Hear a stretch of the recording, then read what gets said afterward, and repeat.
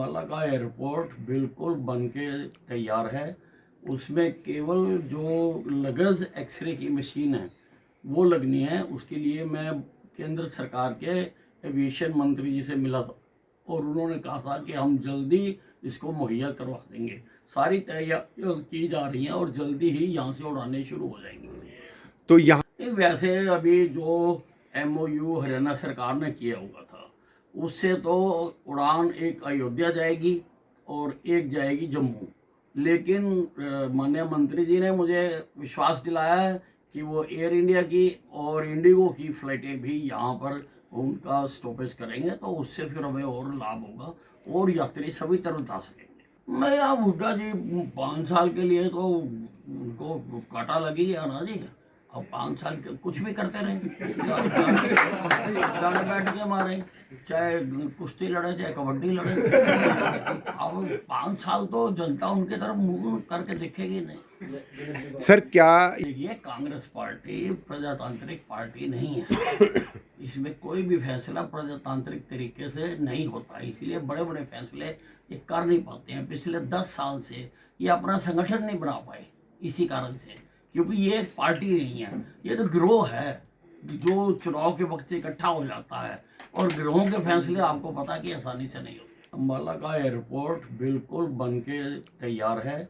उसमें केवल जो लगेज एक्सरे की मशीन है वो लगनी है। उसके लिए मैं केंद्र सरकार के एविएशन मंत्री जी से मिला था और उन्होंने कहा था कि हम जल्दी इसको मुहैया करवा देंगे। सारी तैयारियां की जा रही हैं और जल्दी ही यहाँ से उड़ाने शुरू हो जाएंगे।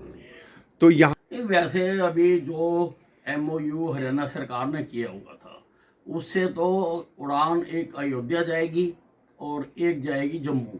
लेकिन माननीय मंत्री जी ने मुझे विश्वास दिलाया है कि वो एयर इंडिया की और इंडिगो की फ़्लाइटें भी यहाँ पर उनका स्टॉपेज करेंगे, तो उससे फिर हमें और लाभ होगा और यात्री सभी तरफ जा सकेंगे। मैं यहाँ भुट्टा जी 5 साल के लिए तो उनको काटा लगी गया ना जी। अब 5 साल के कुछ भी करते रहे, गाने बैठ के मारे, चाहे कुश्ती लड़े चाहे कबड्डी लड़े। अब 5 साल तो जनता उनके तरफ मुंह करके देखेगी नहीं। सर क्या देखिए, कांग्रेस पार्टी प्रजातांत्रिक पार्टी नहीं है।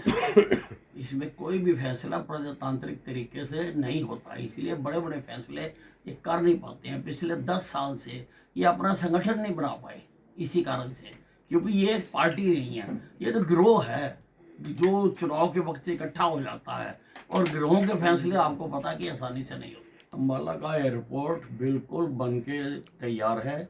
उसमें केवल जो लगेज एक्सरे की मशीन है वो लगनी है। उसके लिए मैं केंद्र सरकार के एविएशन मंत्री जी से मिला था और उन्होंने कहा था कि हम जल्दी इसको मुहैया करवा देंगे। सारी तैयारियां की जा रही हैं और जल्दी ही यहाँ से उड़ाने शुरू हो जाएंगे।